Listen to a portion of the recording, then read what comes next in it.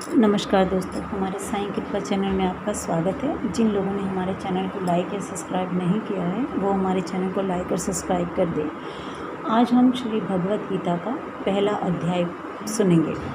ओम नमो भगवते वासुदेवाय नमः। श्री कृष्ण द्वारा कलयुग में कैसे ज्ञान मिला और लोगों के कष्टों का कैसे निवारण हुआ, शुरू करते हैं। सच्चिदानंद भगवान श्री कृष्ण को हम नमस्कार करते हैं, जो जगत की उत्पत्ति, स्थिति और विनाश के हेतु तथा आध्यात्मिक, आदि दैविक और भौतिक तीनों प्रकार से तपों का नाश करने वाले हैं। जिस समय श्री शुक्रदेव जी का यशोपति संस्कार भी नहीं हुआ था तथा लौकिक वैदिक कर्मों की अनुष्ठान का अवसर भी नहीं आया था, तभी उन्हें अकेले ही संन्यास लेने के लिए घर से जाते देखकर उनके पिता व्यास जी विरह से कतार होकर पुकारने लगे, बेटा तुम कहाँ जा रहे हो। उस समय वृक्षों ने तन्मय होने के कारण श्री शुक्रदेव जी की ओर से उत्तर दिया था। ऐसे सभूतपूर्व हृदय स्वरूप श्री शुक्रदेव जी मुनियों को मैं नमस्कार करता हूँ। एक बार भगवत तथा मृतक का रसवादन करने में कुशल मुनिवर शुकना जी नैमिषारण्य क्षेत्र में विराजमान महामती सूत जी को नमस्कार करके उनसे पूछा। शौनक जी बोले, सूत जी आपका ज्ञान अज्ञान अंधकार को नष्ट करने के लिए करोड़ों सूर्यों की समान है। आप हमारे कानों के लिए रसायन अमृत स्वरूप सारगर्भित कथा कहिए। भक्ति ज्ञान और वैराग्य से प्राप्त होने वाले महान विवेक की वृद्धि किस प्रकार होती है तथा वैष्णव लोग किस प्रकार इस माया मोह से अपना पीछा छुड़ाते हैं। इस घोर काल में जीव प्राय असुरी स्वभाव के हो गए हैं। विविध कलेशों से आक्रांत इन जीवों को शुद्ध बनाने का सर्वश्रेष्ठ उपाय क्या है। सूत जी आप हमें कोई ऐसा शाश्वत साधन बताइए जो सबसे अधिक कल्याणकारी तथा पवित्र करने वालों में पवित्र हो तथा जो भगवान श्री कृष्ण की प्राप्ति करा दे। चिंतामणि केवल लौकिक सुख दे सकती है और कल्पवृक्ष अधिक से अधिक स्वर्ग संपत्ति दे सकता है, परंतु गुरुदेव प्रसन्न होकर भगवान का योगिक दुर्लभ नीति वैकुंठ धाम देते हैं। सूत जी ने कहा, शौनक जी तुम्हारे हृदय में भगवान का प्रेम है, इसलिए मैं विचार कर तुम्हें संपूर्ण सिद्धांतों का निष्कर्ष सुनाता हूँ। जो जन मृत्यु के भय का नाश कर देता है, जो भक्ति के प्रभाव को बढ़ाता है और भगवान श्री कृष्ण की प्रसन्नता का प्रधान कारण है, मैं तुम्हें वह साधन बतलाता हूँ, उसे सावधान होकर सुनो। श्री शुक्रदेव जी ने कलयुग में जीवनों के काल के रूपी सर्प के मुख का ग्रास होने के त्रास का अत्यधिक नाश करने के लिए श्री भगवत कथा प्रवचन किया। मान की शुद्धि के लिए इससे बढ़कर कोई साधन नहीं है। जब मनुष्य के जन्म जन्मांतर का पुण्य उदय होता है, तभी उसे भगवत शास्त्री की प्राप्ति होती है। जब शुक्रदेव जी राजा परीक्षित की कथा सुनाने के लिए सभा में विराजमान हुए, तब देवलोगों को उनके पास अमृत कलश लेकर आए। देवता अपना काम बनाने में बड़े कुशल होते हैं, अतः यहाँ भी सब ने शुक्रदेव मुनियों को नमस्कार करके कहा, आप यह अमृत लेकर बदले में हमें कथा मृतक का दान दीजिए। इस प्रकार परस्पर विनिमय अदला बदली जो हो जाने पर राजा परीक्षित अमृत का पान करे और हम सब श्री भगवत स्वरूप अमृत का पान करेंगे। इस संसार में कहाँ कांच और कहाँ महामूल्य मणि तथा कहाँ सुधा और कहाँ कथा। श्री शुक्रदेव जी यह सोचकर उस समय देवताओं की हंसी उड़ा दी। उन्हें शक्ति शून्य जानकर कथामृत का दान नहीं किया। इस प्रकार यह श्री भगवत कथा की कथा देवताओं को भी दुर्लभ है।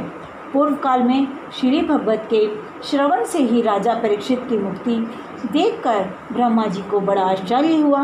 उन्होंने सत्यलोकों में तराजू बांधकर सब साधनों को तोला। अन्य सभी साधन तोल में हल्के पड़ गए। अपने महत्व के कारण भगवत ही सबसे भारी रहा। यह देखकर सभी ऋषियों को बड़ा विस्मय हुआ। उन्होंने कलयुग में इस भगद्रुव भागवत शास्त्र को पढ़ने सुनने से तत्काल मोक्ष देने वाला निश्चय किया। सप्ताह विधि से श्रवण करने पर यह निश्चय भक्ति प्रदान करता है। पूर्व काल में इसे दयापरायण सनकादि देवर्षि नारद को सुनाया था। यद्यपि देवर्षि पहले ब्रह्मा जी के मुख से इसे श्रवण कर लिया था, तथापि सप्ताह श्रवण की विधि तो उन्हें सनकादि की बताई थी। शौनकाजी ने पूछा, संसारिक प्रश्न से मुक्त एवं विचारशील नारद जी, सनकादि साथ संयोग कहाँ हुआ और विधि विधान के श्रवण में उनकी प्रीति कैसे हुई? सूत जी ने कहा, अब मैं तुम्हें वह भक्तिपूर्ण कथा सुनाता हूँ जो श्री शुक जी ने उसे मुझे अपना अन्य शिष्य जानकर एकांत में सुनाया था। एक दिन विलासपुरी में चारों निर्मल ऋषि सत्संग के लिए आए। वहाँ उन्होंने नारद जी को देखा। सनकादि ने पूछा, ब्राह्मण, आपका मुख उदास क्यों हो रहा है? आप इतने चिंता युक्त क्यों कैसे हैं? इतनी जल्दी जल्दी आप कहाँ जा रहे हैं और आपका आगमन कहाँ से हो रहा है? इस समय तो आप उस पुरुष के समान व्याकुल जान पड़ते हैं जिसका सारा धन लुट गया हो। जैसे जैसे असरहित पुरुषों के लिए वह उचित नहीं है, इसका कारण बताइए। नारद जी ने कहा, मैं सर्वोत्तम लोक समझकर पृथ्वी में आया था। यहाँ पुष्कर, प्रयाग, काशी, गोदावरी, हरिद्वार, कुरुक्षेत्र, श्रवण और सेतुबंध आदि कई तीर्थों में इधर उधर विचारता रहा, किंतु मुझे कहीं भी मन का संतोष देने वाली शांति नहीं मिली। इस समय अधन के सहायक कलयुग नारी सारी पृथ्वी को पीड़ित कर रखा है। अब यहाँ सत्य, तप, शौच, दया, दान आदि कुछ भी नहीं है। बेचारे जीव केवल अपना पेट पालने में लगे हुए हैं। वे आलस्य भाषी, आलसी, मंदबुद्धि, भाग्यहीन, उपग्रस्त हो गए हैं। जो साधु संत कहे जाते हैं वे पूरे पाखंडी हो गए हैं। देखने में तो वे विरक्त हैं, किंतु स्त्री धन आदि सभी का परिग्रह करते हैं। घरों में स्त्रियों का राज्य है। साले सलाहकार बने हुए हैं। लोभ से लोक कन्या विक्रय करते हैं और स्त्री पुरुषों में कलह मचा रखा है। महात्माओं के आश्रम, तीर्थ और नदियों पर यौवनों आदि अधिकार हो गया है। उन दुष्टों ने बहुत से देवालय भी नष्ट कर दिए हैं। इस समय यहाँ ना कोई योगी है, न सिद्ध है, न ज्ञानी और न सत्कर्म करने वाला ही है। सारे साधन इस समय कलयुग में दानव नल से जलकर भस्म हो गए हैं। इस कलयुग में सभी देशवासी बाजारों में अन्न बेचने लगे हैं। ब्राह्मण लोग पैसा लेकर वेद पढ़ाते हैं और स्त्रियां वेश्यावृत्ति से निवृत्त करने लगती हैं। इस तरह कलयुग दोष देखता और पृथ्वी पर विचारता हुआ मैं यमुना नदी के तट पर पहुंचा, जहां भगवान श्री कृष्ण को अनेकों लीलाएं हो चुकी हैं। मुनिवरों सुनिए, वहाँ मैंने एक बड़ा आश्चर्य देखा। वहाँ एक युवती स्त्री खिन्न मन से बैठी थी। उसके पास दो पुरुष अचेत अवस्था में पड़े जोर जोर से सांस ले रहे थे। वह तरणी उनकी सेवा करती हुई कभी उन्हें चेत करने का प्रयत्न करती और कभी उनके आगे रोने लगती। वह अपने शरीर के रक्षक परमात्मा को दासों दिशाओं में देख रही थी। उसके चारों ओर सैकड़ों स्त्रियां उसे पंखा जल रही थीं और बार बार समझाती जाती। दूर से यह सब चरित्र देखकर मैं कौतूहलवश उसके पास चला गया। मुझे देखकर वह युवती खड़ी हो गई और बड़ी व्याकुल होकर कहने लगी। युवती ने कहा, अजी महात्मा जी, क्षण भर ठहर जाइए और मेरी चिंताओं का भी नष्ट कर दीजिए। आपका दर्शन तो इस संसार सभी पापों को सर्वथा नष्ट कर देने वाला है। आपके वचनों से मेरे दुख की भी बहुत कुछ शांति हो जाएगी। मनुष्य का जब बड़ा भाग्य होता है तभी आपके दर्शन हुआ करते हैं। नारद जी कहते हैं, तब मैंने उस स्त्री से पूछा, देवी तुम कौन हो? ये दोनों पुरुष तुम्हारे क्या होते हैं और तुम्हारे पास ये कल्म नयनी देवियाँ कौन है? तुम हमें विस्तार से अपने दुख का कारण बताओ। युवती ने कहा, मेरा नाम भक्ति है। ये ज्ञान और वैराग्य नामक मेरे पुत्र हैं।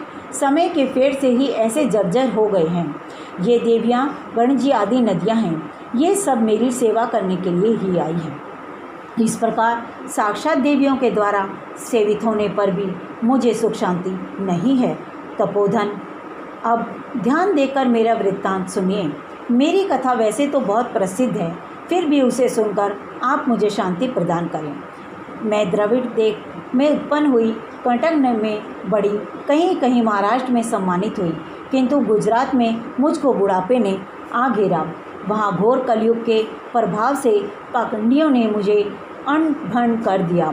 चरित्रकाल तक वह अवस्था रहने के कारण मैं अपने पुत्रों के साथ दुर्लभ और निस्तेज हो गई। अब जब से मैं वृंदावन आई, तब से पुनः परम सुंदरी, रूपवती और नवयुक्ति हो गई हूँ।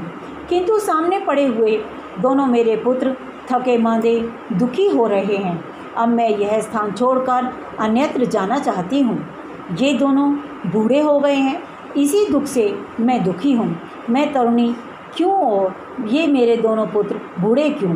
हम तीनों साथ साथ रहने वाले हैं, फिर यह विपरीत क्यों होना चाहिए?